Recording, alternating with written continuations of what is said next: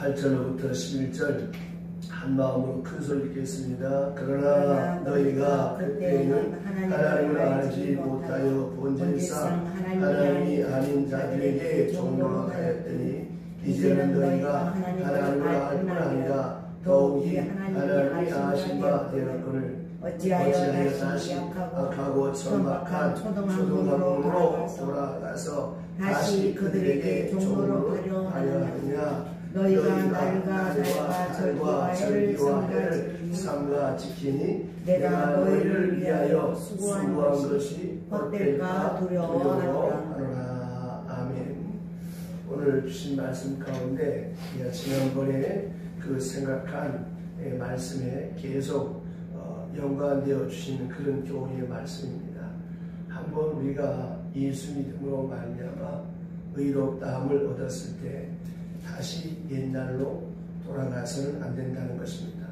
좀 쉽게 말하면 예수 믿다가 타락하거나 포기하거나 중도의 낙심자가 되어서는 안 된다는 그런 말씀입니다. 왜냐? 목적을 하나님께 두고 때로 방법적인 이 방법에서 이렇게 옛날로 돌아가다가 어느 사이에 알게 모르게 완전히 이 소중한 신앙을 잊어버리고 옛사람의 모습으로 그렇게 종로를 타게 되는 그런 경우가 많습니다. 좀 더 구체적으로 말씀드리면 예수 잘 믿다가 정치에 간다는 말이에요. 무당한 데 간다는 말이에요. 믿음 다 빨아먹어버리고 믿음 다 잊어버리고 이렇게 불신자가 되어버리는 그런 경우가 참 많습니다. 그래서 가끔 이 교육자의 마음이 아픈 것은 참 그렇게 열심히 있던 사람이 어느 날 교회를 안 나오는 거예요. 낙심자가 되어버립니다. 그걸 볼 때마다 참 아이러니컬할 때가 참 많습니다. 그래서 바울이 그랬잖아요. 두렵고 떨림으로 우리의 구원을 이루라. 누구든지 스스로 섰다 하면 넘어질까 조심하라. 어디 뭐 성도가 그렇습니까? 교육자도 마찬가지입니다. 늘 깨어서 기도하지 않으면 믿음에서 떨어지고 그리고 추한 사람이 되어버리고 많습니다. 오늘 주신 말씀을 자세히 보시면 그 맥락의 가장 중요한 중심부는 이것입니다. 자유를 얻은 사람이 어떻게 다시 종이 될 수 있느냐. 자유함을 경험한 사람이 어찌 다시 종로로서 돌아갈 수 있느냐. 오늘 새로운 신분의 사람이 어떻게 자꾸 옛 것으로 돌아갈 수 있느냐라고 하는 말씀입니다. 내가 고아원에서 특별한 은혜를 입어서 어떤 사람 눈에 들고 마음에 들어서 그래서 그 집에 양장을 갔어요. 갔는데 그 집 아들로 자라감에 있어서 교훈하고 훈계함이 싫어서 다시 고아원으로 간다는 게 말이 되느냐 그 말. 그러고 보세요. 고아원에 있을 때는 천방지축을 지못대로 살았지만 그런 애가 어느 집에 양자로 이렇게 컨택이 되어서 갔으면 어떻게 되겠습니까? 그 가풍에 맞는 그 가정에 맞는 예의와 규범과 그 모든 삶의 자세를 배워야 되는 거 아니겠습니까? 그게 귀찮은 거예요. 품위 있게 살고 복되게 살고 아름답게 사는 것이 귀찮다고 귀찮아야 되느냐는 그 말입니다. 돌아가는 이유가 있다면 그것은 오늘 깨달은 진리가 새로 깨달은 진리가 아직도 머릿속에만 있고 생각에만 있고 참으로 이 경험한 것이 못되기 때문에 다시 말씀드리면 머리로는 깨달아졌습니다. 마음이 안 가는 거예요. 자, 그 좋은 예가 뭐예요?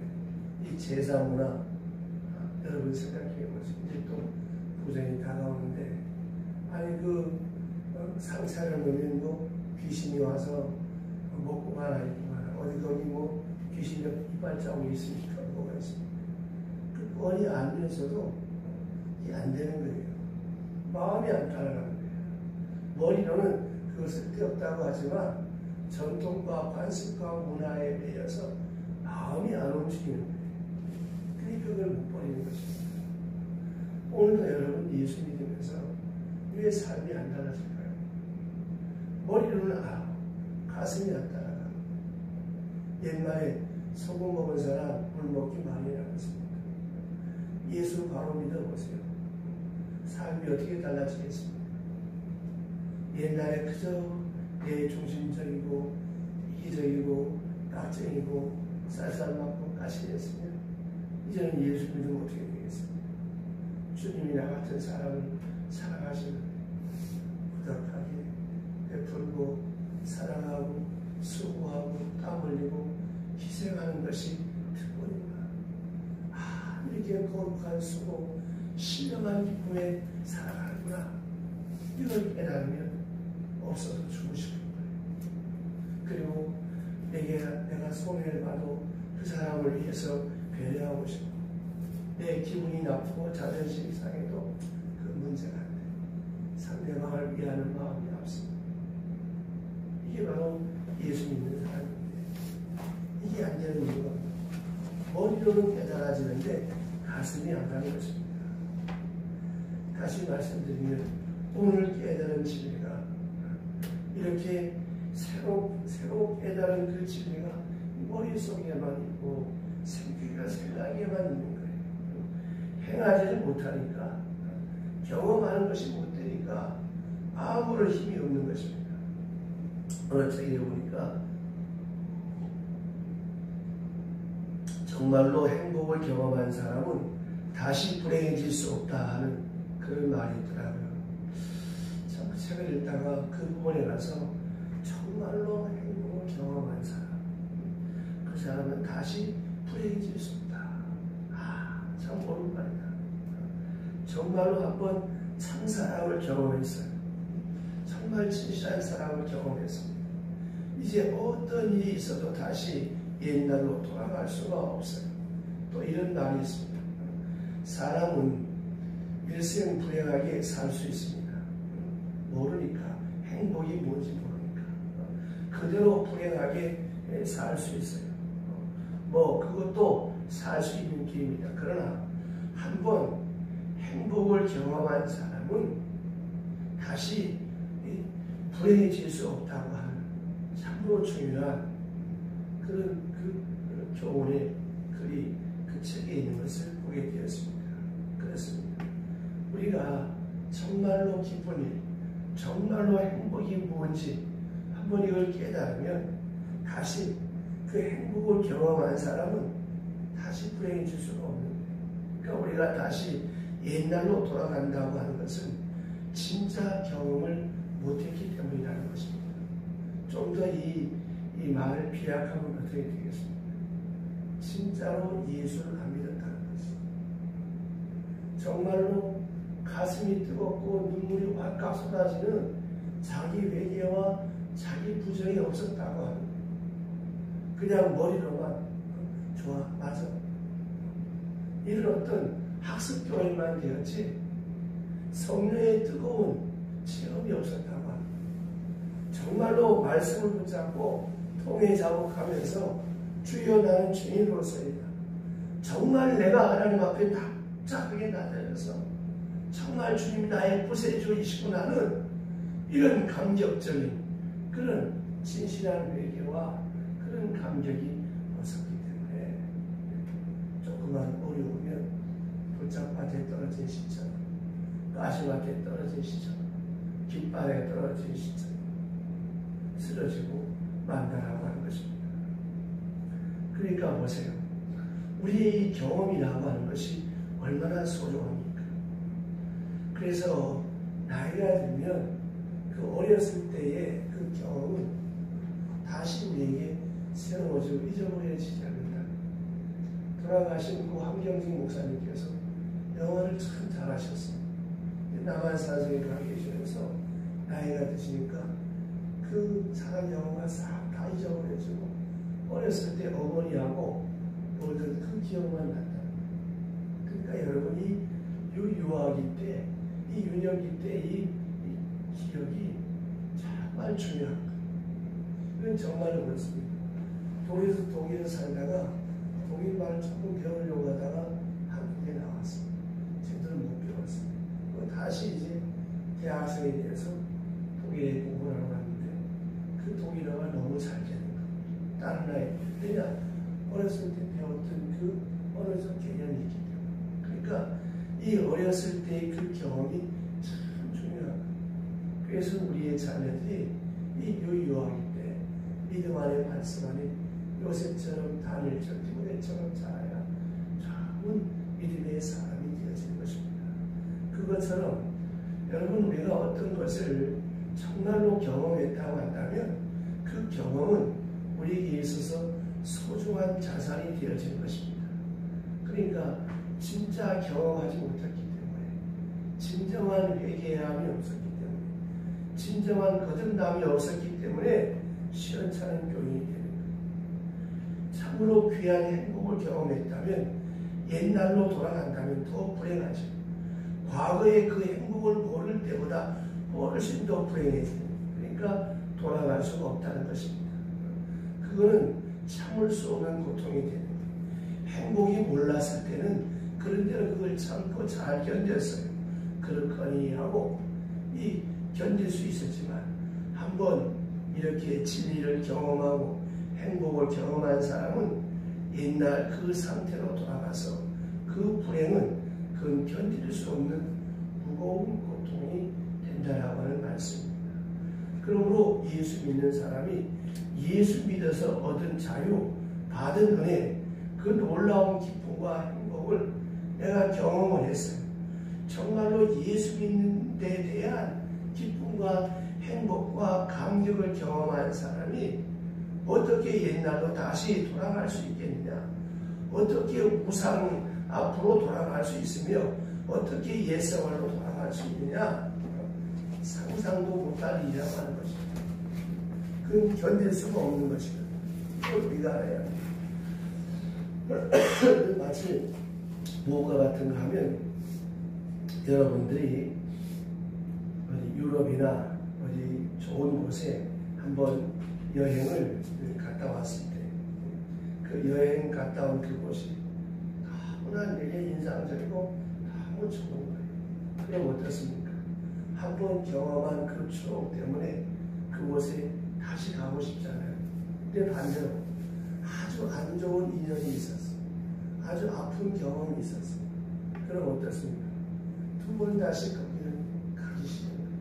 그러니까 긍정적인 경험과 부정적인 경험 속에서 한 번의 참 기쁨과 한 번의 참 행복, 참 예수 믿으면서 이것이 나의 간증이요 이것이 나의 찬송이라고 뜨겁게 눈물로 찬송하고 감격했던 사람은 다시 과거로 떨어지지 않는다는 그런 말씀입니다. 그러니까 우리는 언제든지 참 진리를 깨닫는 게 중요해요. 이 예수 믿음으로 말미암아 얻어지는 참 자유 한번 생각해 보세요. 이사하는데 무슨 손 없는 날 그게 뭐가 필요했어요? 동서팔방 어디든지 가도 상관이 없어요. 또 부적 같은 거 안 갖고 다니지. 이제 새해에 가면 또 얼마나 점집을 많이 잡고 토종 비결로 댕기고 부적 썰어 댕기겠습니까? 그런다고 되냐? 하나님이 보호하사 우리나라 많지. 낮에 해가 밤에 달이 해치 못하고 삼지 못한 지켜주시고 여러분 평안이 얼마나 큰 축복입니까? 보세요. 이 감염병 때문에 우리의 일상이 다 마비가 되었습니다. 우리의 일상의 평안함이 얼마나 큰 축복인지 과거에는 몰랐어요.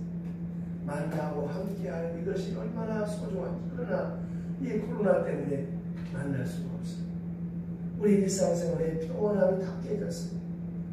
비로소 우리가 깨닫잖아요. 여러분 우리가 꼭 뭐 죽을 뼈에 걸리고 극적인 상황을 만났다가 거기서 아이고 살았구나 해서 감사하는 것보다 어떻습니까? 안 아프고 끔찍하고 놀랄 사건 안 만나고 평안한 것이 참 감사한데 이걸 우리가 잘 몰라요. 감사하지도 않아요. 죽을 뻔하다가 교통사고 날 뻔하다가 띡 하고 안날 아이고 하나님 감사합니다. 이게 사람입니다. 평안할 때 이 평안이 얼마나 큰 축복입니까? 믿음으로 말미암아 얻어지는 참 자유, 이 엄청난 은혜의 이 생활의 이 축복, 이거를 깨달아야 되는 거예요. 정말로 깨달은 사람이면 다시 돌아갈 수 없다는 것이죠. 예수를 믿는다고 하는 것은 엄격히 따져 말하면 먼저 섬기던 주인을 버리는 거예요. 전에 섬기던 것을 버리고 오늘부터 예수님께 마음과 뜻과 성품과 정성을 다하여 충성하는 그것이 예수를 믿는다는 뜻입니다. 그러면 예수 믿기 전에 주인이 누구예요? 나잖아요. 나. 내 경험, 내 욕심, 내 지식, 내 생각, 내 판단, 이게 다 올랐어. 그러면 내 지식, 내 판단, 내 경험 어디서 온 겁니까? 세상에서 사람들과 관계 속에서 지식을 통해서 정보를 통해서. 그게 다인 줄 알지만 다가 아닙니다. 그건 아주 부분적입니다. 내가 알지 못하는 일이 얼마나 많습니까? 자주 말씀드리죠. 하나님이 누구나 다 없다고 하면 하나님은 이미 내놓은 거 아니에요. 왜? 우리의 지식이나 우리 머릿속에 갇혀 계시는 분이 아니기 때문입니다. 그러니까 내가 먼저 섭니다. 돈이 되었든 사람이든 뭐가 되었든 내 지식이 되었든 내 경험이 되었든 다 포기합니다. 다 버리고 오직 주님이 나의 구세주이십니다. 주님이 나의 모든 것의 모든 것입니다. 왕이신 나의 하나님, 내가 주를 높이고 영원히 주를 찬양하리라. 이게 고백하고 살아가는 사람이 예수 믿는 사람입니다. 또 예수를 믿는다라고 하는 것은 아주 방황하던 사람이 이제는 예수를 알았어요. 뭔가 찾고 헤매다가 예수를 알았습니다.